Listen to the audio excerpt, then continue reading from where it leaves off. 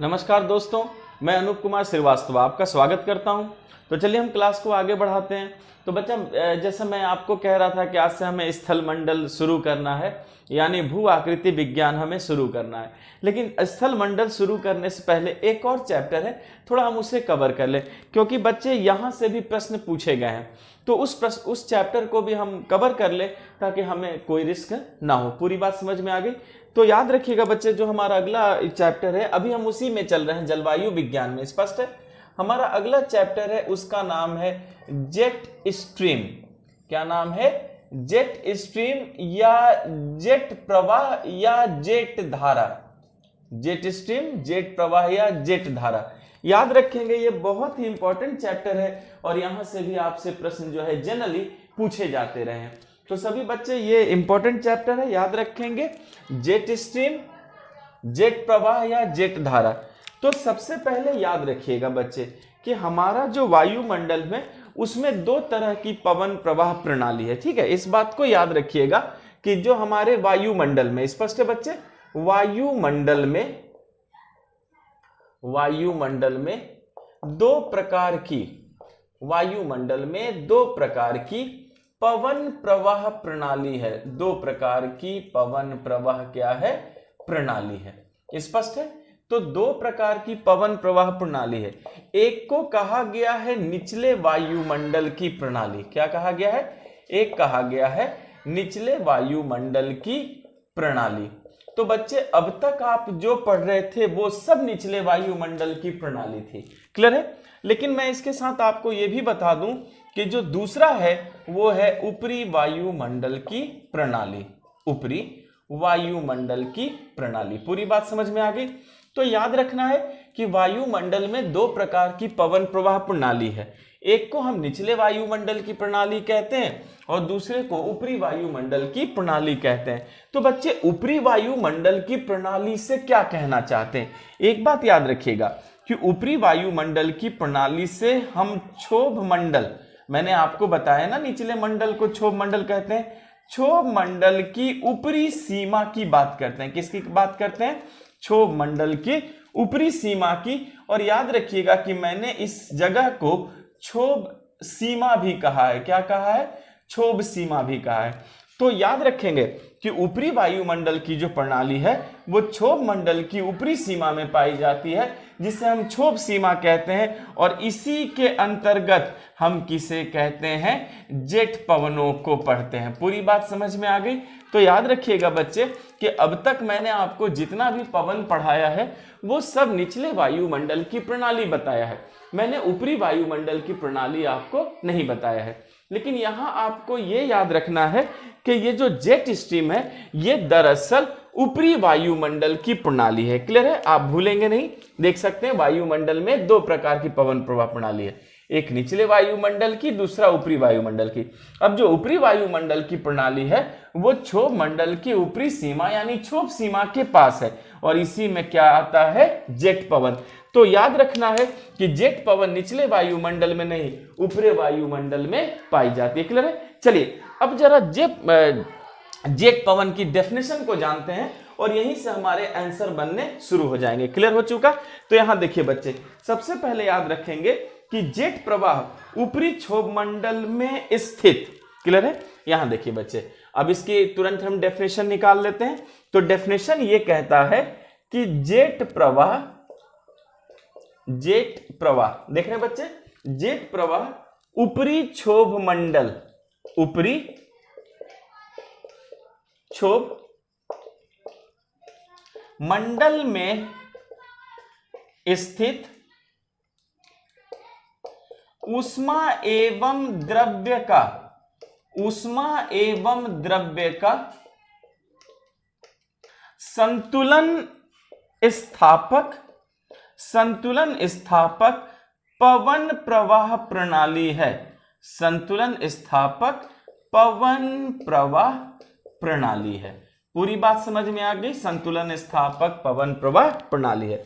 तो इस बात को सभी बच्चे याद रखेंगे कि जो जेट प्रवाह है, स्पष्ट है, यह डेफिनेशन है कि जेट प्रवाह ऊपरी क्षोभ मंडल में जो ऊष्मा और द्रव्य हैं उनका संतुलन करने वाला क्या है? एक पवन प्रवाह प्रणाली है। स्पष्ट है? तो सभी बच्चे याद रखेंगे कि जेट पवन ऊपरी क्षोभ मंडल में स्थित ऊष्मा एवं द्रव्य का संतुलन स्थापक एक पवन प्रवाह क्या है बच्चे? प्रणाली है। अब देखिए, अगर यहां का पवन प्रवाह प्रणाली है तो याद रखिएगा कि मैंने आपको क्या सिखाया है कि पवन हमेशा उच्च दाब से निम्न दाब की ओर प्रवाहित होता है। तो अगर यहां पर भी पवन प्रवाह है, इसका मतलब है कि ये भी जो है उच्च दाब से निम्न दाब की ओर चलेगा। तो याद रखिएगा कि क्षोभ मंडल के ऊपरी सीमा में, स्पष्ट है बच्चे? यहां याद रखना है कि क्षोभ मंडल के ही ऊपरी सीमा में, स्पष्ट है? देखिए बच्चे, क्षोभ मंडल के ऊपरी सीमा में, क्षोभ मंडल के ऊपरी सीमा में स्थित उच्च दाब से, ऊपरी सीमा में स्थित उच्च दाब से इसी ऊंचाई पर, देख रहे हैं बच्चे, इसी ऊंचाई पर स्थित निम्न दाब की ओर, इसी ऊंचाई पर स्थित निम्न दाब की ओर, निम्न दाब की ओर एक नियत वेग से, याद रखेंगे इसका एक निश्चित वेग भी है बच्चे, एक नियत वेग, और ये वेग क्या है? 100 किलोमीटर प्रति घंटे से भी ज्यादा। इस बात को नहीं भूलेंगे बच्चे, जो नियत वेग है वो 100 किलोमीटर प्रति घंटे से भी ज्यादा है, एक नियत वेग से प्रवाहित होता है, एक नियत वेग से क्या होता है? प्रवाहित होता है। पूरी बात समझ में आ गई? तो सभी लोग याद रखेंगे कि जो जेट प्रवाह है वो क्षोभ मंडल के ऊपरी सीमा में ही उच्च वायु दाब बनता है। मैं आगे बताऊंगा कैसे, ठीक है? और इसी ऊंचाई पर स्थित निम्न दाब की ओर क्या होता है बच्चे? एक नियत वेग से प्रवाहित होता है। और वो नियत वेग भी कितना है? तो वो नियत वेग भी 100 किलोमीटर प्रति घंटे से क्या है बच्चे? ज्यादा है। तो आपको ये बात याद रखना है कि ये जो है एक नियत वेग से क्षोभ मंडल के ऊपरी सीमा में क्या होता है बच्चे?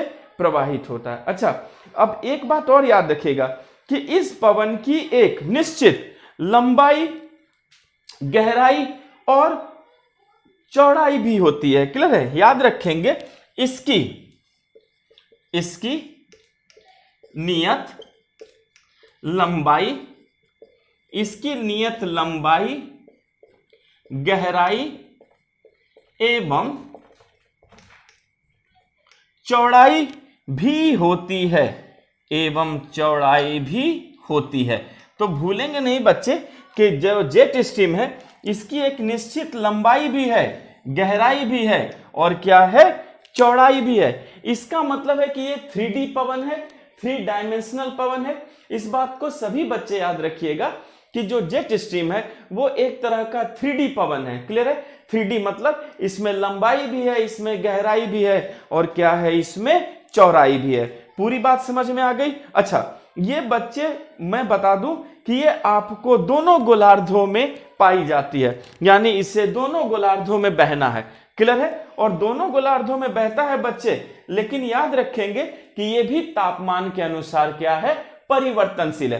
पहले मैं इसे मिटा दूं, सभी बच्चे आप लोग लिख चुके हैं? ओके, चलिए हम आगे बढ़ते हैं।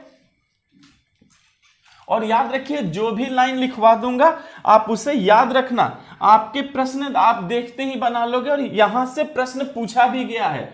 तो अगर यहां से प्रश्न पूछा गया है, इसका मतलब है कि यहां से भी क्वेश्चन आ जाएंगे। तो आपके लेवल पर मुझे इस चैप्टर को पढ़ाने की जरूरत इसलिए पड़ी क्योंकि ये यहां से क्वेश्चन उठाया गया है कमीशन में। अब सभी कमीशन यहां से क्वेश्चन को कैच करेंगे। स्पष्ट है? चलिए, अब यहां सभी बच्चे याद रखेंगे कि इसकी जो अवस्थिति है, ठीक है, पहले याद रखेंगे बच्चे कि इसकी ऊंचाई एवं वेग, पहले याद रखिएगा इसकी ऊंचाई एवं वेग। क्लियर है बच्चे? इसकी ऊंचाई एवं वेग तापमान के अनुसार परिवर्तनशील है। मैंने पहले ही कहा था कि बच्चे टेम्परेचर से हवा डिस्टर्ब होती ही होती है। तो ऊंचाई एवं वेग तापमान के अनुसार क्या है? परिवर्तनशील है। इस बात को याद रखिएगा, कुछ भी फिक्स नहीं है। तो इसकी ऊंचाई और वेग दोनों क्या है? टेम्परेचर के मुताबिक परिवर्तनशील है। अगर तापमान ज्यादा होगा तो ऊंचाई ज्यादा होगी बच्चे, और अगर तापमान कम होगा तो ऊंचाई भी क्या हो जाएगी? कम हो जाएगी। और कहा जाता है बच्चे कि शीतकाल में इसका वेग ज्यादा हो जाता है। इस बात को याद रखिएगा कि शीतकाल में इसका वेग क्या हो जाता है, ज्यादा हो जाता है। इस बात को याद रखिएगा, क्योंकि हवा बहुत ठंडी होकर बैठती है, हाई प्रेशर मजबूत हो जाता है बच्चे, और हाई प्रेशर जितना मजबूत होगा लो प्रेशर की ओर उतनी ही तेजी से हवा क्या होगी, भागेगी। तो इस बात को याद रखिएगा कि ऊंचाई और वेग जो है तापमान के अनुसार परिवर्तनशील है। लेकिन अगर आप तापमान बढ़ाएंगे तो ऊंचाई बढ़ेगी और तापमान घटाएंगे तो ऊंचाई घटेगी। लेकिन शीतकाल में इसका वेग ज्यादा होगा और ग्रीष्म काल में देखा जाए तो इसका वेग क्या हो जाता है बच्चे, कम हो जाता है। यहां तक समझ में आया? अच्छा, अब देखिए इसकी औसत अगर मैं ऊंचाई की बात करूं, क्लियर है? यहां याद रखिएगा इसकी औसत जो ऊंचाई है वो भी बच्चे 12 किलोमीटर है। तो 12 किलोमीटर कम नहीं होता, यानी ये सतह से ऊपर 12 किलोमीटर की ऊंचाई पर बच्चे ये बहुत तेजी से बहती है। तो आप इस बात को याद रखिएगा कि जो इसकी औसत ऊंचाई है वो क्या है, 12 किलोमीटर है। और मैंने कहा ना ऊंचाई और वेग तापमान के अनुसार क्या है, परिवर्तनशील है, और शीतकाल में इनका वेग क्या हो जाता है, ज्यादा हो जाता है। स्पष्ट है? अच्छा, एक बात और आपको याद रखना है बच्चे कि इसकी ऊंचाई भी कितनी मैंने आपको बताई है, 12 किलोमीटर। अच्छा, एक बात याद रखिएगा कि इसकी जो ऊंचाई है बढ़ते हुए अक्षांश के साथ ऊंचाई कम होती जाती है। इस बात को याद रखना है कि बढ़ते अक्षांश के साथ, मैंने वही चीज अभी आपको सिखाया है बच्चे कि बढ़ते अक्षांश के साथ इसकी ऊंचाई, बढ़ते अक्षांश के साथ इसकी ऊंचाई क्या होती है, कम होती जाती है। मैंने कहा था ना बच्चे कि जैसे जैसे अक्षांश बढ़ेगी, मैंने सिखाया था वैसे वैसे टेम्परेचर क्या होगा, कम होगा। तो जब अक्षांश बढ़ेगी और तापमान कम होगा तो बच्चे जाहिर है कि इसकी ऊंचाई भी क्या होती जाएगी, कम होती जाएगी। तो यहां सभी लोग इस बात को याद रखिएगा कि कहा गया है कि जैसे जैसे तापमान बढ़ता है इसकी बच्चे ये अक्षांश बढ़ता है, क्या होता है, इसकी ऊंचाई भी कम होती जाती है। तो इस बात को भी याद रखेंगे कि बढ़ते अक्षांश के साथ इसकी ऊंचाई क्या होती गई, कम होती जाती है। तो ये भी बहुत महत्वपूर्ण है, हमें इस बात को नहीं भूलना कि जैसे जैसे अक्षांश बढ़ रही है वैसे वैसे इसकी ऊंचाई भी क्या होती जाएगी, कम होती चली जाएगी। यहां आपको पूरी बात समझ में आ गई? अच्छा, अब एक बात याद रखना है कि सूर्य के उत्तरायण और दक्षिणायन होने से भी इसकी स्थिति में क्या होता है, परिवर्तन होता है। याद रखेंगे ये दोनों गोलार्धों में प्रवाहित होती हैं। पहले ये जान लीजिए बच्चे, ये दोनों गोलार्धों में प्रवाहित होती हैं, ये दोनों गोलार्धों में प्रवाहित होती हैं। स्पष्ट है? अच्छा, फिर याद रखेंगे कि उत्तरायण एवं दक्षिणायन से, उत्तरायण एवं दक्षिणायन से, नायन से भी इनका स्थानांतरण होता है, से भी इनका क्या होता है, स्थानांतरण होता है। बच्चे मैंने कहा था ना कि जो वायु दाब पेटी है वो फॉलो करती है तापमान को।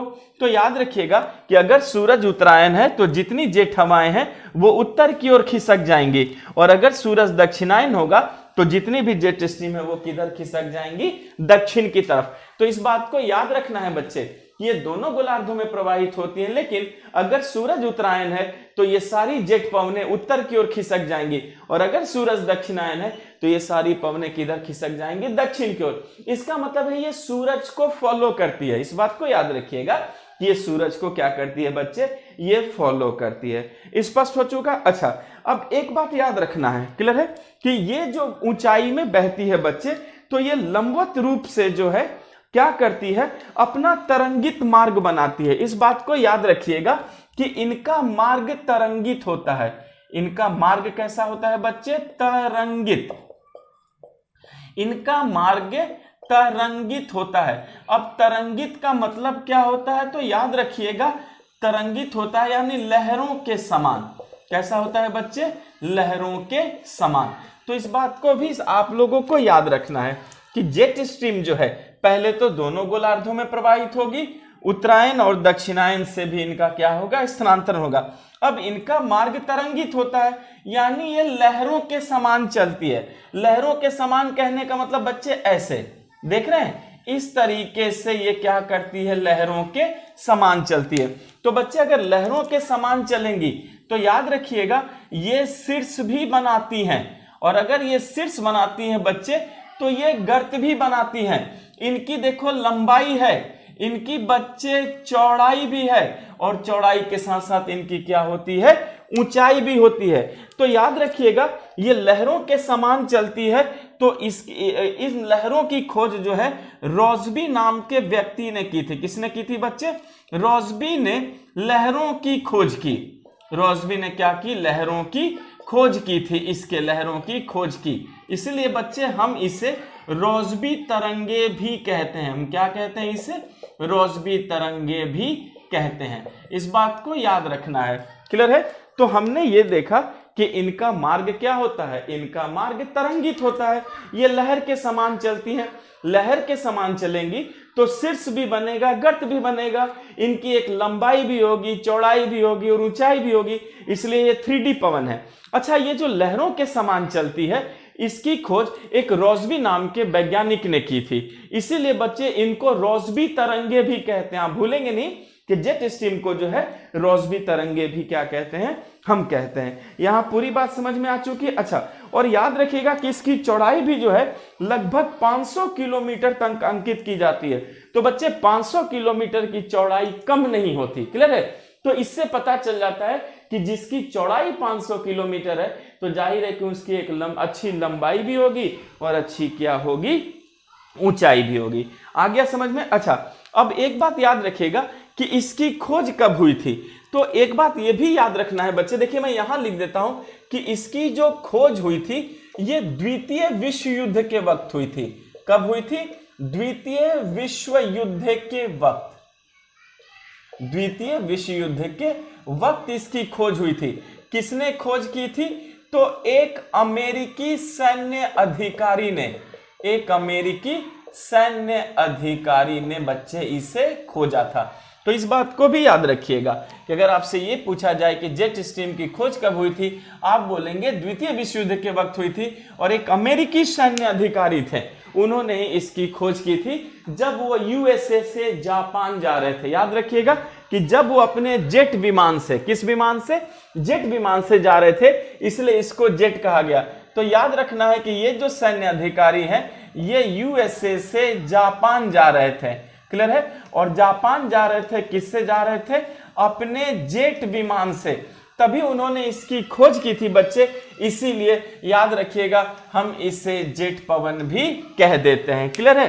तो द्वितीय विश्व युद्ध के वक्त एक अमेरिकी सैन्य अधिकारी यूएसए से जापान जा रहे थे, तब उन्होंने महसूस किया कि कोई पवन है जो उन्हें धकेल रही है, और जब वो लौट रहे थे जापान से तो कोई पवन उन्हें रोक रही है। तब उन्होंने खोजा कि ये तो जेट स्ट्रीम है, यानी ऊपरी वायुमंडल में भी क्या करती हैं, हवाएं चलती हैं। यहां तक आपको पूरी बात समझ में आ चुकी है। तो बच्चे हम भूलेंगे नहीं कि ये एक तरह से क्या है, पूरे तरीके से 3D पवन है। तो चलिए, यहां मैंने पहले आपको जेट स्ट्रीम का पूरा इंट्रोडक्शन बताया, याद रखिएगा। इसी इंट्रोडक्शन से सवाल बनेंगे, इससे ज्यादा वो आपसे नहीं पूछते। लेकिन हमारे क्लास की खूबी ये होगी बच्चे कि हम इस चैप्टर को पूरे तरीके से कंप्लीट करेंगे, ताकि हमारे पास कोई कंफ्यूजन न रहे और क्वेश्चन देखते ही बने। पूरी बात समझ में आ गई? चलिए मैं इसे मिटाता हूं और हम आगे बढ़ते हैं और भी चीजों पर कवर करते हैं जेट स्ट्रीम को। अब हम थोड़े जेट स्ट्रीम के टाइप की बात करेंगे, ठीक है?